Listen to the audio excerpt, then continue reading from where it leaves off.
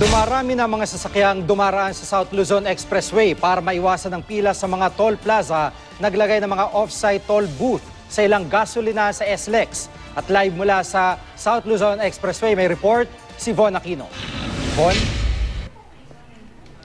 Yes, Gigi, ngayong gabi nga hanggang bukas ng tanghali inaasahang bibigat ang daloy ng trapiko dito sa South Luzon Expressway. Ito ay dahil sa inaasahan na ring bulto ng mga motorista nga uwi sa kanilang mga probinsya ngayong Semana Santa. Samantala, tingnan naman natin ang daloy ng trapiko dito sa South Luzon Expressway. Maluwag at normal pa naman ang daloy ng trapiko dito. At yan ay dahil na rin sa mga ipinatupad ng SLEX para na rin sa mapaluwag itong daloy ng trapiko. Nagkakaroon lang ng konting pag-iipon ng mga sasakyan pagdating sa mga toll plaza. Samantala, Gigi, nagkaroon naman ng ilang minor accidents ngayong araw dito sa South Luzon Expressway. Sa EDSA Ayala palang ramdam na ang dami ng mga sasakyang bumabiyahe ngayong Miyerkules Santo. Ang sasakyang ito tumirik sa EDSA Ayala Tunnel na nagdulot ng pagsisikip sa daloy ng trapiko. Nag-overheat kasi ang makina nito kaya't kinailangan ng tubig. Mabutit umubra ang tubig na dala ng may-ari kaya naman di nagtagal, nakaandar muli ang sasakyan. Nag-overheat.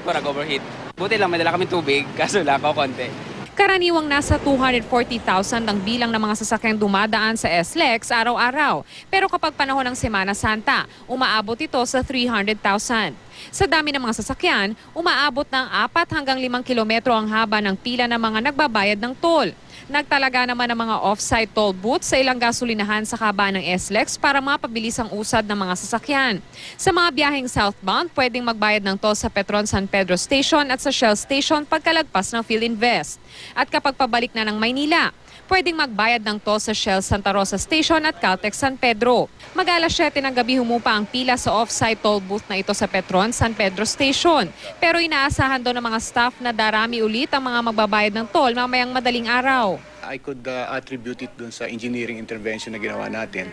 Pinatay natin yung island dun eh. Kinonvert natin into additional 2 lanes papalabas ng Metro Manila.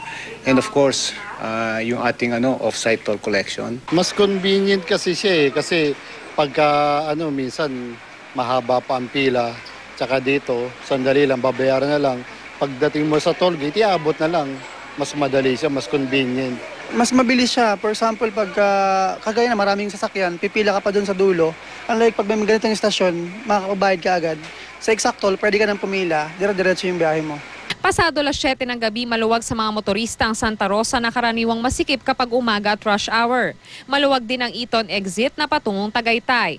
Ngayong araw, 2 aksidente ang naitala sa SLEX. Bandang 6:20 ng umaga, isang closed delivery van at isang AUV ang nagbanggaan sa sukat. Sa lakas ng banggaan, tumagilid ang closed delivery van na ikinasugat ng driver nito. Pasado alas 7 naman ng umaga, nagbanggaan naman ang isang SUV at isang van sa bandang Susana Heights. Walang napaulat na nasaktan dito, pero ang 2 aksidente nagdulot ng matinding traffic.